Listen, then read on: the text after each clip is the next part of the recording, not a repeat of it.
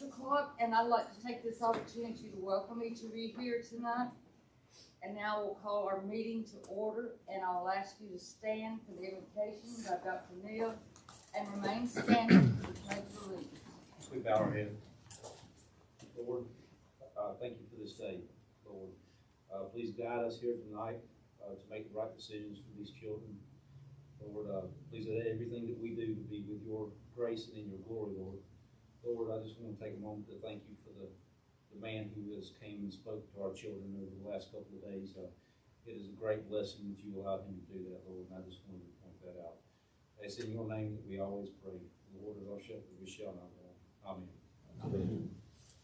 I pledge allegiance To the flag of the United States of America and to the republic for which it stands, one nation, under God, indivisible, with liberty and justice for all. Thank you, Dr. Neal. Our next item is to approve tonight's agenda, and I need a motion. Also move that we approve the agenda for tonight. Ms. Olson, do I have a second? Second. Ms. Hood, any discussion? Hearing none, we're ready to vote. All those in favor, show it by the uplifted hand. That is unanimous. Our next item is minutes of the September 30th meeting. You were each emailed a copy or mailed a copy. Do we have any corrections or additions to be made at this time? Hearing none, I will need a vote to approve the board minutes. Mr. Carr, do I have a second? Ms. Hood. All right, got a motion and a second. We're ready to vote. All those in favor, show it by the uplifted hand. Unanimous. All right, Dr. Young, do we have any press here tonight? I do not think we have any press in here today. Okay, will you go ahead and with the recognitions? I know we had invited, somebody's first name. But I do not think our state champion swimmer is here tonight, so we'll try to see if he can come back for our next meeting. But I have somebody that I would like to recognize. Would Miss Nichols come forward, please? Two things I want to recognize Miss Nichols for. One, on the screen here, one of our students last year at Brent High School that was in Miss Nichols' art class had a pretty prestigious recognition. Her art was displayed in the U.S. Capitol in the Congressional Art Competition. So we want to congratulate her, but this is Mackenzie Evans, and you can see her in the green dress there. And then this is her piece that was displayed in the Capitol, or is still displayed. It's still there right now, so that's a pretty big deal. Somebody from Anderson wanted to have their art there. And the other thing that I really want to thank Ms. Nichols for is, you remember at the beginning of the year we had the idea to have these 3 paintings, and we have one more that I think you all helped touch up that has the Anderson 1 district representation. But I really just wanted to thank Ms. Nichols for the time and energy to come up with this vision. I know she worked with our students during Create to help come up with this plan, but wanted to thank her. These look amazing. The first 3 that are done, we got one more we're putting the finishing touches on. And originally the plan is to have them displayed in the conference center at Oak Hill when it's completed. They might look nice on that back wall back there. We're going to have to figure that out. But I just want to thank Ms. Nichols for her work with the students. So Ms. Upton, if you want to step around and get a picture. Ms. Mother, how could we get that in there with us? How do you think? Someone wants to stand on that and someone wants to stand here.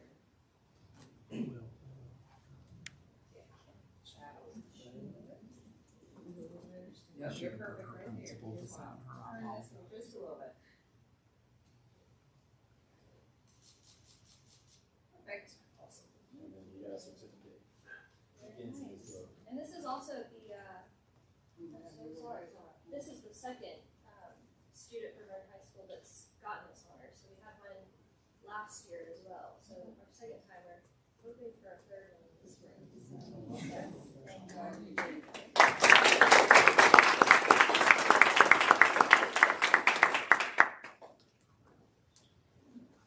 Next introduction themselves. I'm going to turn it over to Ms. Brady. I think we've got some folks she would like to introduce themselves to us tonight. We do. It's that time of year, guys. I'm so excited. I do want to begin, though, by introducing our new principal at Concrete, and I'm really hoping I don't mess this up, elementary school. After 42 years of staying in Concrete, well, not 42 years, but after a long time of staying in Concrete Primary, we would like to introduce Miss Leslie Porter as our new principal at Concrete Elementary.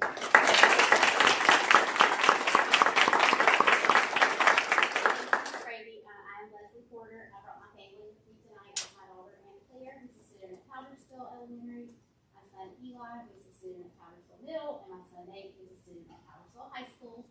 And I also have my husband Jason, who is a Wren High graduate. So I would just like to say that I am thrilled for this incredible opportunity. I started my career at Anderson 1 in 2004 as a teacher under Miss Brenda Ellison at Cedar Grove, and for the past 12 years I've called Concrete home. I've been a teacher, I was our school's first literacy coach, and this is my 4th year there as assistant principal. And I'm just super excited for the opportunity and that you have entrusted me with this responsibility. Thank you very much.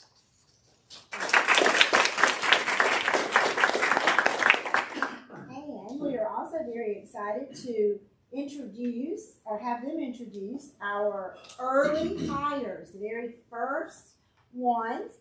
And I want to say a special thank you to our administration, to Ms. Tollison, and to Ms. Brooks. This has been quite an effort, and we are so thrilled. So I'm going to turn it over at this time to Ms. Heather Tolman. And if you brought some guests with you, please introduce them. Hi, I'm Heather Tolman. I'm from Seneca, and I graduated from Clemson University in spring with my bachelor's degree, and right now I'm doing the teacher residency program. I'm at West Pelzer Elementary in 4th grade with Whitney Broderick, and today I'm supported by Whitney Broderick and my sister, my mom, and my dad. And I'm really excited for the opportunity to continue working at Anderson 1, so thank you for this, and I'm excited to see what next year holds. All right.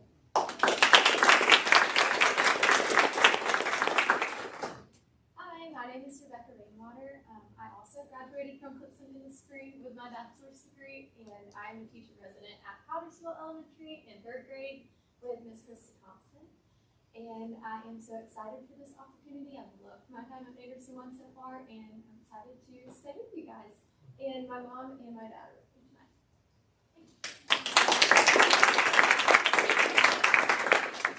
Hi, I'm Mary Reynolds. I'm from Chapin, South Carolina. I also graduated from Clemson in May with my bachelor's in elementary education. I'm also part of the teacher residency program. I'm currently at Wren Elementary School in 4th grade with Miss Candace Cherry back there. I've had a wonderful experience so far in Anderson 1 this school year, and I'm really excited for the opportunity to be here in the future. So thank you so much.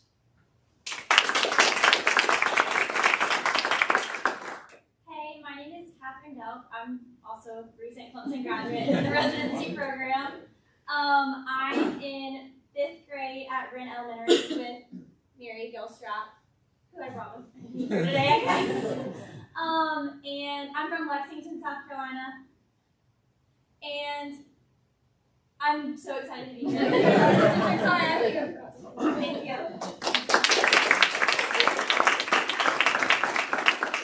We are so excited about these teachers that are going to be joining us for next year. Well, let me be the first, on behalf of our Anderson School District 1 board, to welcome you to the best school district in South Carolina. We would love to have you stay, but you're not required to, because I know you have things you have to do. But thank you so much for coming and letting us meet you. Thank you.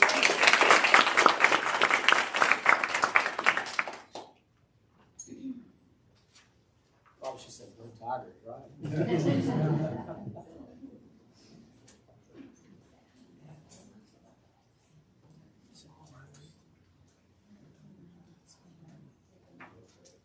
Ms. Brady, thanks to you, and Ms. Brooks, thanks to you, and all of y'all. You are most welcome. Thank y'all for the opportunity to early hire, because I can tell you it's a very competitive landscape out there. So thank you so much. Okay, Deputy Young. Next, financial report. Before I dig into the financial report, though, I do want to make sure I recognize two groups. The marching band, as you all know, the marching band state competitions were this weekend, and I just want to give a special shout out to the Wren High School marching band and the Powdersville High School marching band. Powdersville finished second in the state, which is a huge accomplishment. And Wren finished fifth in the state marching band, which is the first time we've been in the top 5 since Mr. Bruce Caldwell, who we all recently just celebrated his life a few weeks ago. But it's the first time in several years that Wren has done that well. So congratulations to the staff and students, because like we talked about at Powdersville High School at the beginning of the school year, those are some groups of students that work as hard as anybody year round. So that's a big kudos to them for doing so well. But next we'll get into the financial report.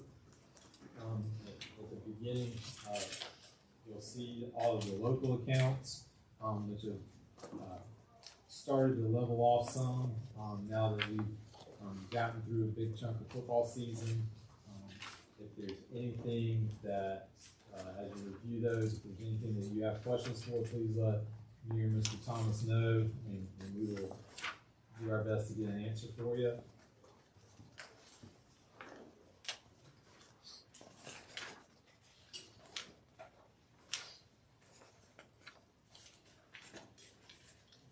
Next is the blue papers, which have all our investment accounts.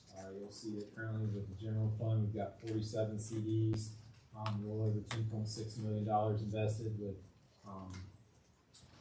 $284,900 in interest, and then with the food service, 2 CDs totaling $396,000 with over $4,300 interest. As we talked about last month, next month you'll see those combined just for easier documenting service with the auditors and things like that. But on page 3, you'll see total investment accounts. Next page, you'll see the backups, investment accounts 1, 2, and 3. Next page is backups, and then 4. Next up is backup number 5. And on the last page is backups number 6. Next page is building fund 502, and I'm going to turn it over to Mr. Thomas. Okay. Thank you, Dr. Young. If everyone would turn to subfund 502. That's our building program. Just wanted to go over it real quickly with you. The first column there has our revenue and our total revenue for the program all in, $54.3 million. Below that, you can see the expenses all in, just over $47 million, and then that leaves our current building program balance at $8,923,000. At the bottom of the page, you can see the completed projects on the bottom right, and then of course projects in progress is Oak Hill Elementary. Our next report is our local option sales tax, and that's subfund 515. Just wanted to point out that these are June collections. Anderson County as a whole collected in September $3,581,000. Anderson One's percentage of that is a little over 33.5%, which equates to $1,214,000. Of that, 20% goes directly to property tax relief, $242.8 thousand, and then the remaining 80% for capital use, $971,000. The section below that just has a recap of our fund balance from beginning of September to end. You can see starting out at $20.2 million, plus revenue and interest less expenses brings our ending fund balance end of September just a little over $21 million. Also on the bottom of that report, you can see the projects that we use sales tax for.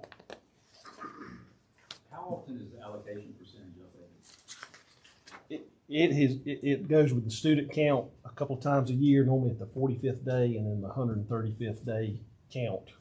And the county does that on our behalf and keeps up with that, or the county board, I should say.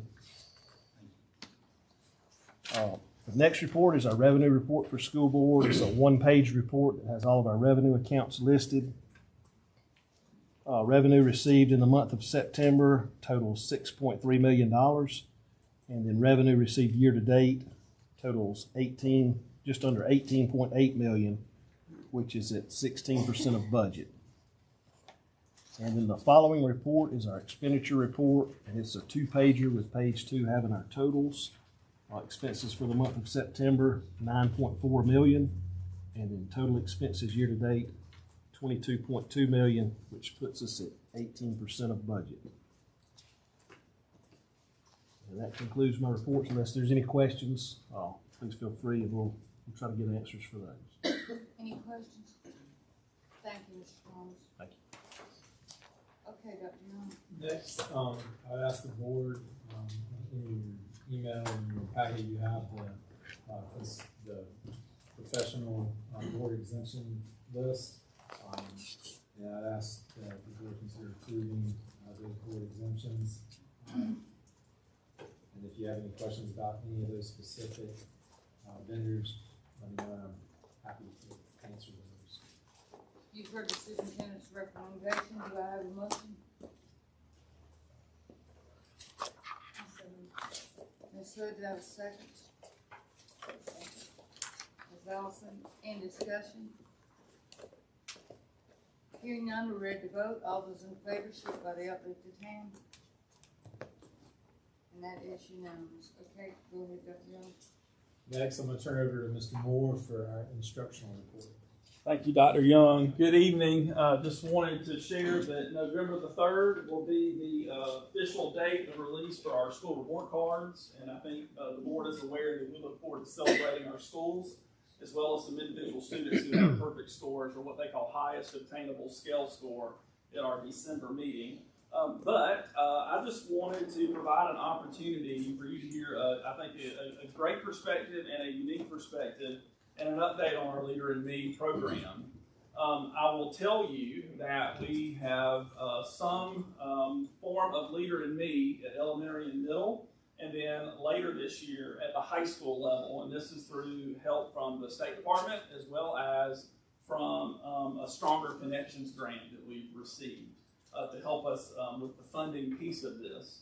But you have heard from Mr. Leslie, who has shared from Spearman. You've heard from us a little bit about Leader in Me. But I think the most important, or perhaps one of the most important perspectives, is the teacher in the classroom, the teacher at the school level.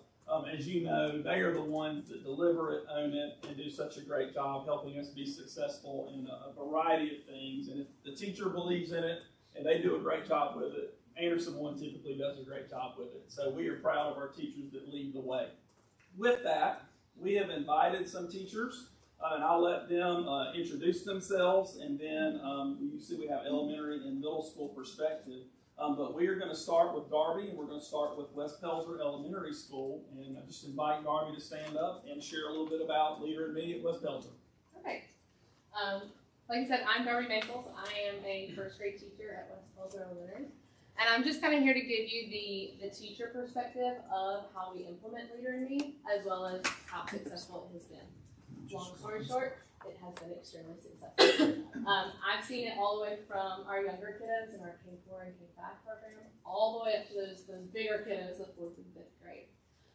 One positive effect I've seen has been student ownership. And not only student ownership of their own learning, but also of their behavior as well. At West Pelzer, we use learning ladders throughout all of our grades. And what that is where teachers have taken the standard and we have broken it down into different indicators and skills that students are able to achieve. And as they achieve those specific skills and indicators, they get to color in their star, put a little finger dot on the star, however it is appropriate for the grade. And as they move up that ladder, they achieve more and more of the standard, with the goal being at the very top, they've mastered that standard. So you can see it in the top right corner. This is one of the examples in first grade. So this student ownership of learning, it shows them exactly where they are in that student-friendly language, as well as exactly where they need to go next in order to master that. you should see their faces when they're like, I've reached the top of the ladder. They are so excited. They're like, I can touch the ceiling. Not really, but good try.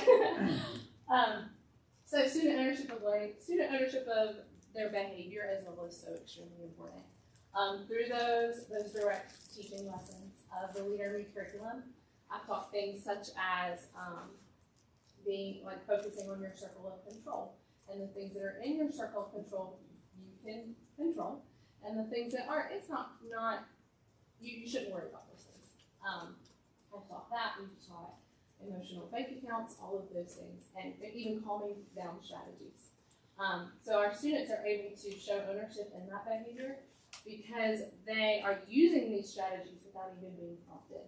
I have a kiddo that comes in after PE, and we've asked with our schedule, he comes straight from PE to a reading group, and that's hard for a 6-year-old.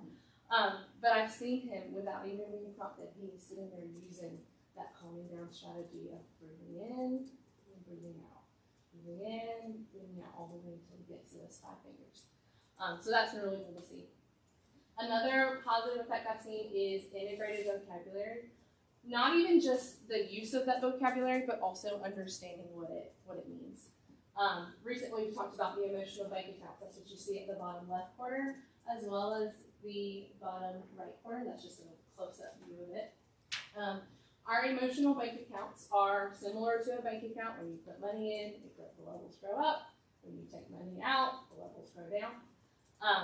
We've taught them that we all have an emotional bank account inside of us. And so when you feel those feelings of happiness and joy and excitement, your levels grow up.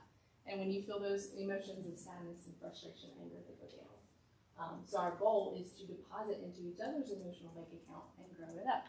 I had a student come to me a couple days ago. He said, Ms. Nichols, I've got to tell you something. I said, what is it?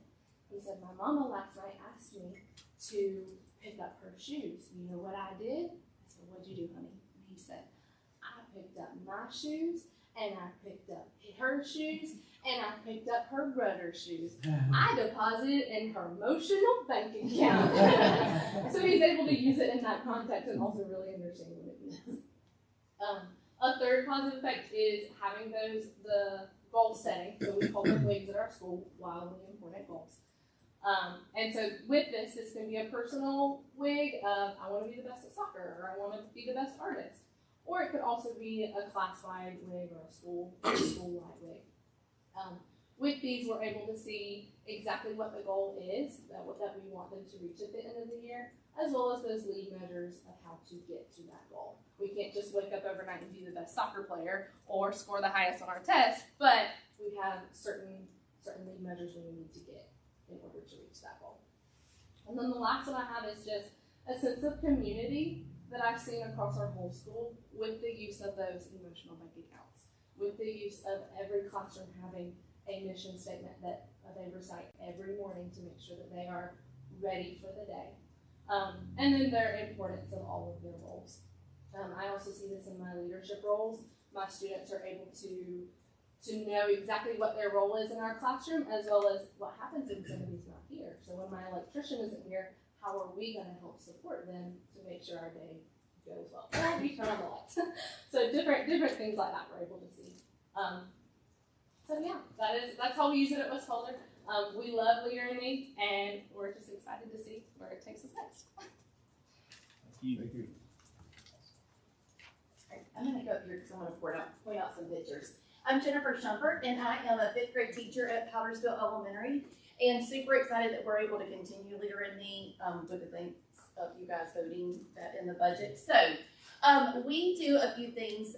Again, we're 3 through 5 right now, but we will be paid through 5 soon. And I actually, when she said that about circle of control, I looked at Miss Brady because, as you know, in the Powdersville area, with 3 new elementary schools coming, the nerves of the teachers are a little bit anxious. And so at our last meeting, when Miss Brady came and was talking to us, and I just said, guys, remember, we've talked about circle of control with our students. There are some things we can control, and there are some things we can't. And so this is one of those things we can't. We can put our preferences and then go with it. So even able to use it in what is happening in our community right now. One of the things we started last year was a habit huddle where we got together our students for 3rd grade, 4th grade, and 5th grade. And so we focus on, in Leader in Me, there are 7 habits that we focus on.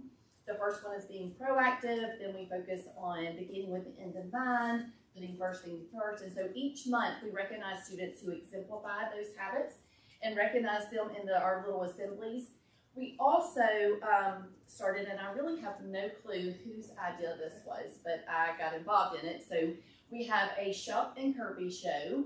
And Kirby, Miss Kirby is our guidance counselor, but apparently that is a character in something, and all the kids know it. And so I'm the Shump part, which this morning at the Habit Huddle, they are chanting for Kirby and not Shump, and so I'm quitting after today. But anyway, we do a little skit that talks about, okay, what does this mean? And so today's skit was, I was playing, it was different than your 4th grade skit yesterday, Monday. I changed it because this was the one we did last year. But where I'm playing a video game and Kirby is coming up saying, hey, have you done your homework? And I'm like, no, I'll get to it later, I'll get to it later. And then Kirby comes back up with another sign like, don't forget, no, I've got it, I'll do it later. And the kids are all like yelling at me to turn around and look at Kirby. And so we talk about, well, if I put things first, then I take care of that stuff before I do my other stuff. And so we try to come up with skits that the kids think are funny and that teach them the habit and how they can use it. Then we meet with our houses, so we have different houses at Pottersville. We meet with our different houses and talk about how we can implement that. And like this month, it's our Big Rock, so putting first things first, how we can do that at school and how we can do it at home. We also have a self-portrait wall that all the kids get to do their self-portrait in art, and it's hanging up so they see that every day when they're going to the cafeteria. Our wig display, so she mentioned that the Wildly Imported Gold students come up with one. They have their own, we have a classroom wig that they're trying to, oh, that's my classroom. Okay, so we have where they sign their name if they meet their Wildly Imported Gold. Then we have one for 5th grade, so then we go take that and talk about how not only does it impact our classroom and ourselves, but it also affects our school and the greater good of our school. And so it's not only 5th grade, but then it also talks about the school. We have student leaders. So one of the things that I like best is I'm in charge of the Student Lighthouse team. And so I'm not really in charge of it. I'm just on the committee for it, sorry. But students run for student ambassadors. And so each homeroom has a student ambassador. We meet with them once a month, and we're finally getting this like in emotion. We started the first year, it went okay. We got a little bit better second year. Third year, we've got meetings set up once a month. But the students tell us, what do they want to see? What do they like about our school? What do they need? And some things have lined up really great, because one of the things they wanted was, we talked about a turf field, because out on one side we have a good playground, on the other side was just dirt, and they talked about a turf field. Well, at the same time, PTSO was going to do a turf field. So the kids really think that their ideas helped us get a turf field, which honestly it was a great idea, and so it did. But they talked about putting a fence where all the balls would roll down. So we're able to take those ideas, not only outside, they do focus a lot about playground, but we're also able to take some of those into the classroom or restrooms, or putting different things up, different things to help our students. This was one that we did. We were goal getters. The students wanted to brighten that up, and so anytime a student meets a goal, the teacher can give them a little note, they go hang it up, and that we're all trying to accomplish our goals. Golden spoons, that is something that we do in our cafeteria, where we're trying to meet the expectations. She was talking about behaviors. And so we have a point system, and if we're doing what we're supposed to do, then we earn so many points, and at the end of the month, the ultimate driving school. So some of you don't know this, but that my husband wants this. So anyway, I'm putting in a plug for him. But anyway, the ultimate driving school sponsors to prize, so they all got chocolate chip pizza. Their homeroom was the one with the most things. And I will say my class didn't lose a swing at all of the Stanleys, along with another 5th grade class. So I'm super proud of that. We also recognize our academic leaders. One of the best things I like about this is their pictures are displayed, not only the top person that scored the highest, but the one that showed the most growth, because we want to recognize all students. And so that's really cool to see that. So these are all of the things that we do. It's really cool how the students really buy into it. They're super excited. They use the language. We're able to use the language in talking with them. You know, are we being proactive in what we're doing, or are we being more reactive? And so we're able to use that language. They're able to use it at home. And so it's been a really cool program. And we're also, Miss Martin's scared because she doesn't know what I'm about to say. We all are. We also are applying to be a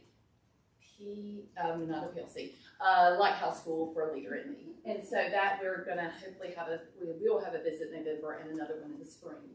But when we do our thing, I think you guys are invited to our Leader in Me showcase or whatever. I encourage you to come. Students do tours. All of that is very exciting. So you can see some of that. Thank you. Thank you.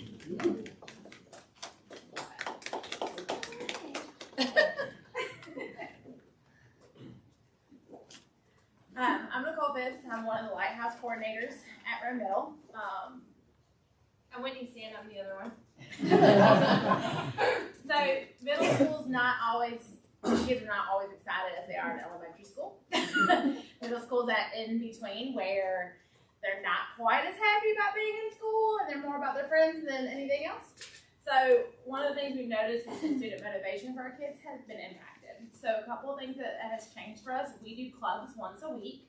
So the teachers they pick the club that their hobbies, whether it's Get Clip, which is the little clips or inspiration that they can put on people's backpacks to give them a little pep. We've had volleyball club, walking club, reading club. So we're hitting all these things that these kids enjoy, and they're seeing their teachers in a different light, and they want to come to school. They want to come to club day. And it just gives them something to look forward to for kids. We even had them vote on things that they would like clubs to be. So they had a say in some of the club choices that the teachers would pick up on. So that's helped. We're playing Hide the Boo. So we have little ghosts running around our building, which is the little ghost you see in the corner. We just wanted it to be fun. We wanted them to enjoy to come to school and look for a ghost. So we have ghosts everywhere. I'm one of the people that hide the ghosts. So they're all in the classrooms, in the hallway, in the cafeteria, and the kids get to keep them at the end. And it's just something fun because we forget that they're still kids sitting in middle school, and sometimes we make them become adults a little too early. And we need them to enjoy school again. And so that part of having those ideas and getting them involved back into school and enjoying it came from Leader in Me. And so we saw that in other schools where we visited, and we thought it'd be great to bring back for our middle school. Our Leader in Me lessons, a lot of our classrooms, our middle schoolers are leading them, not the teachers. We ask for volunteers, or they sign up through a Google form. They can have a friend because it's always nerve-wracking to get up in front of your classmates. But they do it. They lead it. And they're enjoying it, and the kids are listening to each other. And it's the first time I've ever seen them actually want to stand up in front of their peers and have those hard conversations of control. And I think it's great. Most of us would never have given up control in our classroom because that is the hardest part, is being an educator. You don't want to give up control because you don't know what those kids are going to say. But they do a great job. And if we just kind of give them that chance to do it, we would get great results. And we are seeing that even in the middle school. They're leading our pep rallies now, our Lighthouse Committee. They're leading them. They're the ones that are talking to the students, playing the games, getting us set up. It's fun. They have a say now in their own school. That wasn't ever the case before. We always had the control. It was great to see that they are excited. They want to come to school. We had a day that I felt like every 8th grader was in the building. And come to find out, we only had 2 students in 8th grade out that day. That's never really happened. They were all basically there. And it was crazy. Like, I was like, this is great. This is what we want. We want them here. We want them to enjoy school again. And so that came all from this. One of the things that we do in our classrooms is that we have jobs. We've given up some control. I have somebody take my attendance, and I check behind them. Or they'll have somebody taught them how to answer the phone when the phone rings. Like something that they learn how to answer a phone call to another adult that's calling the room. Skills that they don't normally have, even in the middle school, because they're used to texting and they're used to Snapchat and not actually picking up that phone. So we're teaching them soft skills without them realizing that's what we're doing. We have door greeters, just getting those skills out there for them. So I'm very happy that we brought it to Red Middle, and just knowing that students are being present in the building, they're motivated, they want to be there is a game changer for our middle schoolers. I think the biggest thing that's been kind of cool with this whole thing is, like, anytime you have a new initiative with teachers and schools, there's always going to be the handful of teachers who want to dig their heels in and are reluctant to change or reluctant to take on anything. And I would say that as a whole, the Lighthouse team of teachers and our administrators have addressed those kind of questions or issues, not in a, well, you have to do this kind of way, but empowering the teacher by giving them suggestions. I'm thinking of one 7th grade teacher who I'm really struggling with these class jobs because I like being in control of my room. And once she felt comfortable enough to say, like, I'm really hesitant, and she was able to hear a couple other teachers, well, this is kind of how I've implemented it. Well, I did it slightly different to make it work for me because I was kind of hesitant to give that part up too. It's been a very open, growing thing for our school. And I think that because of that, the teacher buy-in it's just like skyrocketed. I think that it's been really amazing seeing that, and seeing the teacher buy-in with the clubs, with the school events. I think that the students, middle school kids, are so observant. They see everything, and so they see their teachers taking a risk on them and benefiting them, and so that the kids are wanting to take the risk in the classroom, and they're wanting to stand. I would never have thought we call it I group, or our I time, imploring your excellence, and just kind of like, that's our leader and me time, but we call our I time kind of thing. And but several of my kids, I know, my I group was a little bit quiet and awkward. Like, I had a very hodgepodge group of kids, and they're not all the kids I teach. I guess I should clarify that. One thing that we did this year was we took, for example, all 7th grade, and then the first 15 kids go to this teacher, second 15 kids. So I have several kids in my I group that I don't teach, which is really hard when you only have them for like 30 minutes of the day, like for the week, and then just homeroom time. It kind of makes it, you have to be intentional if you want to break down that barrier with them. And in my I group, it was so much fun to see them. They see me taking a risk with our clubs or with our activities that we're doing, and because they see the teachers doing it, I think that they want to as well. Like, they see that, oh, well, if the teacher can lead this club, or, well, I really want these clubs next quarter too, and they see the school listening to them and saying, oh, well, we don't have 3 more reading clubs, now we actually have another this club or that club, and it's things that they're interested in. I've just seen a huge growth in the motivation for the kids. But as far as the student-led opportunities, I think our Student Lighthouse, because this is our first year doing Leader in Me, we are really relying on our Student Lighthouse kids to kind of lead by example, and we've seen a huge growth in that. Thank y'all.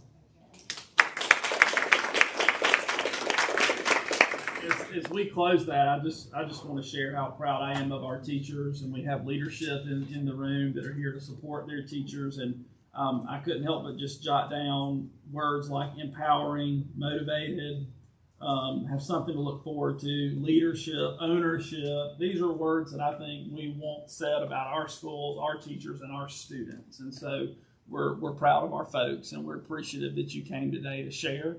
Also, it's my understanding you're free to leave as well, unless you would like to stick around. So thanks again. This was great. This was great. Awesome. Thank y'all so much. Thank y'all for giving up the time to come. We appreciate y'all. I do have a local board approved request of the board, kind of a housekeeping thing for our special education, because of students that would go to the Career Center, for instance. In Satchel, which is our course code database for the state, there is a 1.0 credit for resource, which is academic seminar now. We're in need of a 0.5 credit for resource, which is called academic seminar. So I would ask the board to consider that request. Okay, you've heard Mr. Moore's recommendation of 0.5 credit for the academic seminar. Do I have a motion? Dr. Neal, do I have a second? Ms. Ellison, any discussion? We're ready to vote. All those in favor, show it by the uplifted hand. And that is unanimous. Thank you, Ms. Upton. I will say this, Ms. Upton. Mr. Moore and I talked this afternoon. When we do the local board approved courses, when we send you the course name and number, we're going to start including in a couple sentence description just to clarify, because sometimes like academic seminar resource. Well, that's a We, good we idea. speak that language every single day, but that way you all kind of know what that is as we move forward. We'll do that moving forward. Next is the student nutrition report. Before I turn it over to Ms. Grady, I do want to point out we got some decorations on the wall because last week we had a fall in the halls for some of our students, and I want to point out that we had some extra decorations. There's one picture from Fall in the Halls that has disappeared, so But it's on view in her office. so before I hand it over to Ms. Brady, we don't know where her picture went, but we'll But make I sure have a that the picture appropriate of it. people can see it. So I do. You can. This is a superintendent line. We had a good time and the kids had a ball coming through, so it was a lot of fun. You have your student nutrition report, and it's important to note that the total revenue was up over $32,000. What I wanted to focus on this evening, if I can get your attention on our slide, we are more than just a source of food. And this is very exciting to me as an assistant superintendent of personnel. Mr. Dopkins, several years ago, he's our director of nutrition, he started really working with some of our special education teachers. And we identified some students who we felt like could come on as student workers. And guys, they have now become 5 employees for us, which I think is wonderful. So I wanted to spotlight these young people that have started as students, they've earned their credits, they've left high school, but now they're still with us as student nutrition employees. And they're making their wage, and some of them get benefits and everything. So this is a wonderful program that we have, and I just wanted to make sure that y'all knew that we were doing this. And it's worked out very well for us. And these are placed in all kinds of different programs across our district. Our cafeteria managers love being able to mentor these young people and support them. So they're quite popular, as you can imagine. So I wanted to spotlight that today for our student nutrition report. Thank you. Any questions? Okay, next I'm going to turn to Dr. Wilson. Thank you, Dr. Young. I just want to start with policies. Just want to remind you that our policies, as you see these, the black is what was in current policy for us. The black that's marked through is what we're suggesting we get rid of from our older policies. The blue is information that we needed to add that was not in the recommended policy. There's some local kind of things that food service wanted to make sure we had, which we will make sure all this goes back by the attorneys to see it before we approve it, once it's approved, so it goes out. And then anything that's marked through is going to be changed. So I just wanted to remind y'all of that, because sometimes all this black and blue and red, and I just wanted to remind y'all. So I have a policy and an administrative rule we're looking at for first reading. These are both related to food service. They're just changes that have been recommended either through the state or some things that we've done different over the last couple of years. So the first one is policy EF, food service. And again, just some information about our lunch balances, just some word changing, not a lot different in that one. And then we have an administrative rule that goes along with this, and you can see there have been a lot of changes.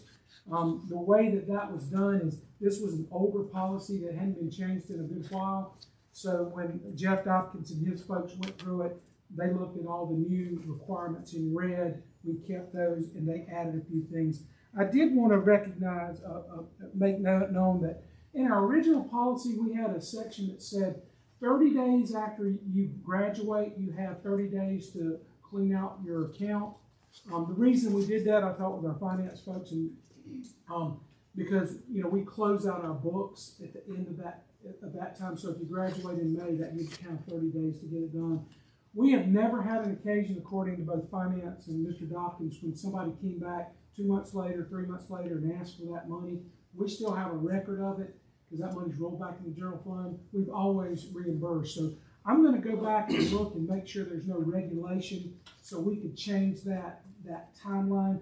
We could still close out the books so we don't get in trouble with the auditors, but leave it open to another 3 months, 4 months, 5 months, whatever y'all would choose to do. So I'm going to make sure there's nothing. I don't think there is, but I don't want to say that and then there'll be a regulation somewhere that says 30 days. So I did want to make y'all aware of that. So that's just for first reading. The second reading, we have three policies that we're bringing back. You can see the unencumbered time administrative rule is all red. This is just the process that we're using to ensure that we meet the requirements of unencumbered time for our teachers. That's policy ARGCLER. Policy IC, the school year. I kind of walked y'all through that last time. There's some day changes based on some new law. There's some changes in start dates and those kind of things. And then that's really just information that came straight out of the new law. And then we were required or asked by our auditors to develop a fraud risk policy, which is brand new for us. This is the policy that was recommended by the School Board Association. Our finance folks have looked at it. They think this is a good policy for us. So I'm asking the board for final approval, final reading of ARGCLE, unencumbered time, IC, public school year, and DIF, fraud risk management. Okay, you've heard Dr. Wilson's recommendation of the final reading for ARGCLE-R and then IC, public school year, and then DIF, which is fraud risk management. Do I have a motion that we accept this policy? So moved. Mr. Wilson, do I have a second? Second. Ms. Hood, any discussion? Hearing none, we're ready to vote. All those in favor, if you show up by the uplifted hand. And the first policy you went over, we have a month to call you if we have any questions, and then we will consider this first reading tonight. Thank you, ma'am. I'd also like you to consider, we have another, as you know, the state requires all booster club PTOs to be approved. We had a form that came in. It just took a little longer for Powdersville Band to get there. They kind of in September is when they kind of redo their band folks. So we would ask that you would approve the Powdersville High School Band Booster Club form for as required by state law. Okay, you've heard Dr. Wilson's recommendation that we approve the support organization, which in this case is the Band Booster Club. So do I have a motion? Ms. Allison, do I have a second? Dr. Neal, any discussion? Hearing none, we're ready to vote. All those in favor, please show by the uplifted hand. And that is unanimous. Thank you, Ms. Upton. My final request is approval of the 26-27 school calendar. I did want to address, there was some concern about it. It does seem like that we have a long period of time at the end of the year. But let me kind of talk, I talked to several teachers about that. And let me kind of talk to you. So we come back, we have about 2 weeks, and then we start state testing. We have 2 weeks of state testing after that, so that would be in the 4th week. The 5th week would be makeup tests for that state testing. So that's now we're getting into 5 weeks in, and then we start high school exams start, and then we actually would be graduating the week after that. So there's really not a lot of time to build in. I went back and looked at our policy, our calendars that we passed over the last number of years, and there is none that I found that had breaks after that. This, just because it's so early, it just seems a little bit longer, and I understand that concern. I am, based on that, the fact that when we do come back, we don't have a couple of weeks, we took any breaks. Teachers don't really want to break for the most part because of testing during that time. We will definitely look at that. It will shift again when we see Easter come a little later, and it won't seem quite as long for us. So I did want to explain that. That was kind of the thinking of the committee when we went through that. We are the final board. All 4 boards, and there's 1, 2, 3, and 4 have passed this. So if you approve it tonight, it will be approved by all 5 districts, and we will get it out to the public so they have time to plan for vacations and that kind of thing for the 26-27 school year. Okay, thank you. You've heard Dr. Wilson's recommendation to approve the 2026-27 school calendar. Do I have a motion to do so? Ms. Ellison, do I have a second? Second. Dr. Neal, any discussion? Yeah, I'd just like to ask a question about, I know, I believe in observing Easter. Yes, sir. But are there certain school districts that have a spring break that's the same time every year? Is it always, I know Easter moves through based on. I know that I've been a part of my years here, and when I was with Anderson 5 years before, I was a part of working with the calendar. I know we had some ministers in the community, I don't know necessarily in Anderson 1, that had asked if we could keep it that same. They do a lot of planning around taking trips and things like that, and if they always knew that we were going to be out that week prior to Easter, and they like the Easter celebration, and they can do some things. I think that's really the reason that we kind of kept it there, because I know for a fact there were some ministers, and I think it was 4 and 5 ministers in churches that had kind of asked that if we could consistently keep ours, so they know as they plan for the future, it's going to be that week, that week, Easter week every year. So that's why we've done it that way. So yes, sir. I'm not saying we don't take Good Friday off. I'm just saying that it's a moving target every year. Yes, sir. And then it creates this long gap of issues at the end of the year. And personally, I would I won't say it again, I'd take a day out of the week of Thanksgiving and move it down there and give the teachers a break halfway through the end of the year. So. Yes, sir. And we'll certainly have that consideration as we move forward. I'll take that to the group. Yeah. Yes, sir. Anything else? Do we have a graduation date set for 26? The 19th, isn't it? Yes, ma'am. For this For year, this yes. year, that is graduation. We don't have one set yet for 27. Yes, ma'am. So we come back after Thanksgiving. I just want to go on record to say I think there's a better way to do this. I ask us to keep looking. Yes, sir. And if Anderson 2, 3, let's leave Anderson 2 in there. But Anderson 3, 4, and 5 want to do something else. I don't understand why we always have to do something with them. I think people in our community are almost more aligned with Greenville County and Pickens County with child care and things they do than they are Anderson, District 3. And I'm from District 3, Anderson District 5. So I would just challenge us to keep looking and not fall into a paradigm we all have to do the same thing. Yes, sir. I agree with that too. Yes, sir. Because everyone I've talked to a lot of people from 1 and 2. Yeah. And Well, the 1 and 2 have to stay the same. right. You have Yeah. three Yes, things. ma'am. But I haven't talked to one yet that was gun ho on the week of Thanksgiving. Yes, sir. I will. We did oppose that and just got because at the time we were all 5 trying to stay together, and we opposed it when it came up the first time and opposed it again, but we got outvoted. I know, yes, and I appreciate that. Yes, sir. So, I'll keep fighting the fight. Yes, sir. Okay, ready to vote? All those in favor of the 26-27 school calendar, please show it by the uplifted hand. And all those opposed? Okay, we have 1 opposition.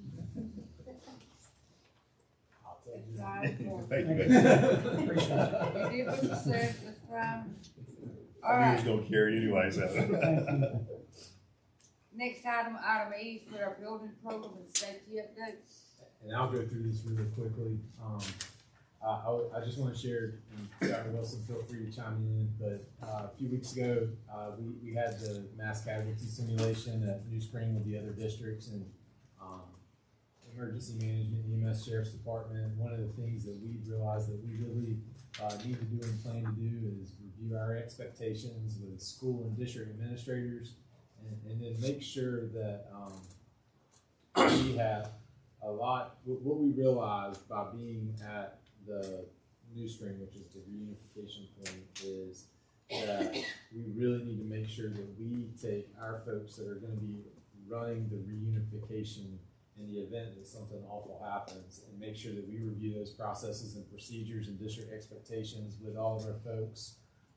One of the things that even I didn't realize until going through that process is really how instrumental law enforcement is on any of this. If we ever have to evacuate a school and reunify, law enforcement is in such control that they're even going to have an officer on every bus that leaves a school campus and goes to the reunification point. They're going to control all the movement of the students. They're going to help us really work to make sure families get reconnected and just the important role that they play in all of that. Obviously, going through that process as well helped Ms. Mazza and myself realized how important communication would be from us as district leadership to you as board members and to the community, and making sure that we have plans in place to take the steps necessary to make sure everyone was informed and had the same story. But we continue to review those processes, and it's going to be something that I think we consistently revisit moving forward. And obviously, we want to make sure that we're prepared, but hopefully we never have to implement that in reality. So, anything you want to add? No, I thought it was really good. We've got a debrief with all that were involved in a couple of Fridays, but we've got both electronic, we use the Raptor control, but we also have a backup. So if something really bad happened, we had no internet or no access to phone or whatever, everything, we've looked at that. I don't know if y'all have ever noticed, we have an emergency trailer out here that's full of information and packets and things that are ready. And as soon as something were to happen, Chris and his folks would be taking that trailer and be setting up. Because if you've never experienced it, it will take hours if something were to happen to get everybody over to where they need to be. So it was a really good learning experience. We've actually volunteered for next year to be the group that actually it's our school. We run it. We're in charge. We use our people to give us that experience with a real life situation. It's the first one I've been a part of. And again, I was here for 9 years prior with 5. It's the first one I've ever been a part of that we got ANMED, that they were involved, brought ambulances, had their folks. It was a really good, something we should have been doing a long time ago. So I'm excited. Josh Hawkins gets a lot of, he's our emergency management guy. He does a great job for us in the county. And he was really involved. So I've already talked to him about, as soon as things settle down on this one in January, I want to sit down with him and start our planning for ours next year. So it was a great experience, and I think all of our principals had an opportunity to be there and got to see it, which we thought was really important for them. It kind of heightened their thoughts of, I got to make sure I do this and have that. So I thought it was a good experience for us. Thank you. Dr. Newell mentioned the presenter we've had talk with our students. I know Ms. Hood and Dr. Newell and I heard Representative Guffey in Charleston at one of the School Board Association conferences, but he's been speaking to our middle and high school students the last couple of days. He'll finish up tomorrow, but we've gotten such good feedback from students and staff. We've had other members of the delegation also come here, but it has really been a powerful thing. And again, I know he's not in the room right now, but Representative Blake Sanders was real instrumental in helping make this happen. So appreciate him getting Mr. Guffey connected with us. But, and if you haven't seen it yet, make every effort to see it. I mean, it is. I don't know how the man talks about it. It is a blessing from God. We actually have a link. He gave us permission to record one presentation. So once we get that format and everything, I can share that with you. But it's a powerful. It saves one young and it's worth it. 100 times over. Yep. It's incredible. Yep. I know we've all talked about this, but I just wanted to put this up. One of the things that we're starting to move forward with is using some of our local option sales tax revenue to address HVAC needs at Spearman, Powdersville High School, Powdersville Middle School, and West Pelzer. This is from today moving through next summer. We're going to start making plans for roofing at Powdersville Middle, Spearman, Powdersville Elementary. We've submitted the paperwork to the state for the activity bus. It's pretty impressive that your bus can get stuck on 85 on the way to the state championship and still get second, but hey, Mr. Young, the band director at Powdersville, kept them focused and they still did a good job. We learned from talking with Andy Finley, it's a 16-week wait time just to get the aluminum necessary to do something with bleachers. So, as you know, football season's winding down, working on a game plan for how we can get through soccer season at Palmetto, but we're starting to work on plans to address the visiting bleachers at Palmetto High School next summer, and the playground upgrades at Hunt Meadows and Powdersville Elementary to meet the ADA requirements for those students. And again, we feel like we can accomplish most of this using local option sales tax revenue, especially with that increased revenue we're getting from that every month. I've mentioned a couple times that we're starting to finalize furniture, so I just thought it would be neat. I know I shared pictures of the construction with you when I send my weekly update to you all, but Ms. Horn and her furniture committee met, and so this is a classroom, and that's kind of how the desk set up. They're doing the trapezoid desks that kind of fit together with the chairs. So that's an idea there. One of the things I think is exciting to see is the collaborative spaces. So this is an example of the collaborative space, and it's a big open area between the classrooms right now, but this is the furniture and the carpet that the committee has identified as next steps. So that's kind of what that'll look like in a couple months. So it's coming together fast. And then this would be what the upper grades 3, 4, and 5 would look like. Real exciting to see this coming together, but it's also kind of neat to see what it's going to look like compared to the construction zone right now. But that is all I've got for the. I like those collaborative spaces. Yeah, I say this with a big asterisk on it. When I was working at Furman, I was doing some work in Nashville, and one of our alumnus wanted to give me a tour of his kid's private school. I didn't know how broke I was, but it was Tim McGraw and Faith Hill and some of these national stars. I can't remember the name of the private schools. Lots of private schools in Nashville that are nationally ranked, and they have a Olympic. The Olympic trials were held there for swimming. Does that tell you anything about the private school? Anyway, in the high school setting, they had conference tables that looked like an executive boardroom.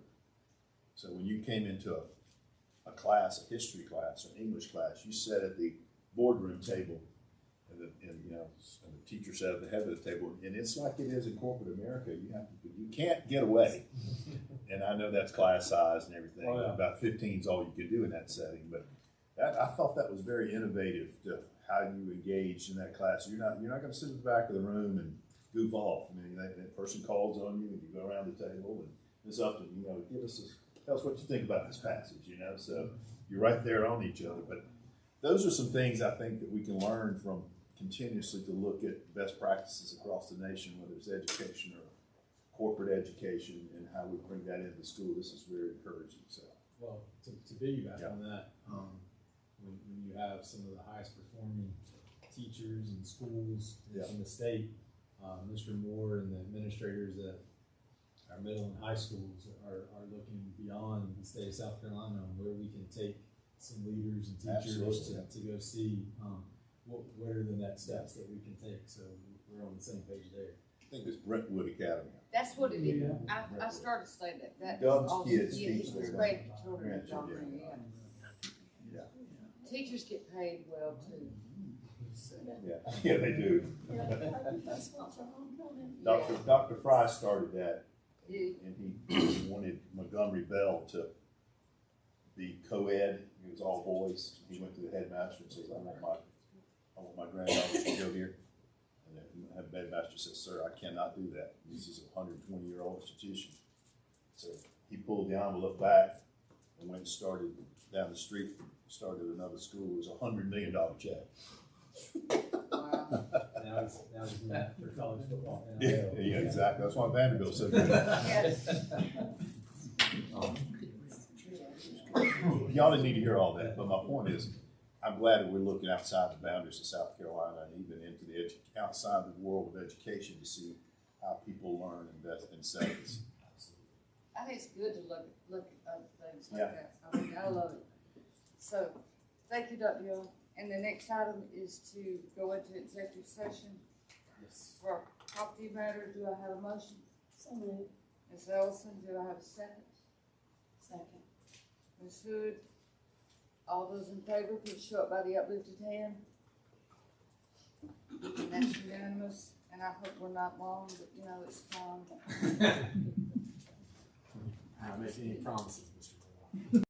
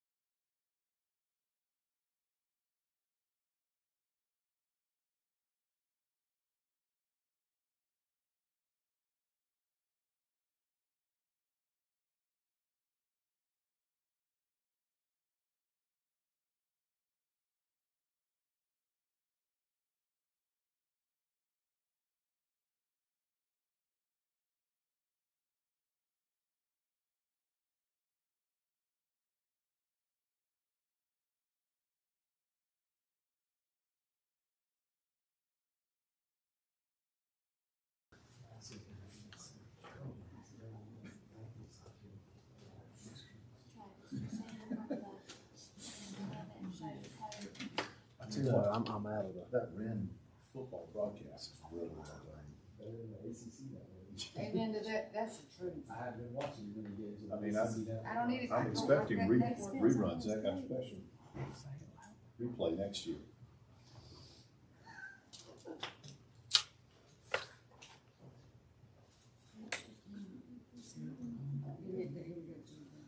Do the other high schools do the same?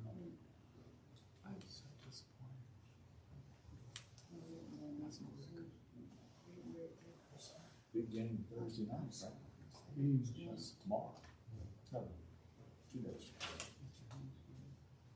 I'd like to report there was no action taken during executive session.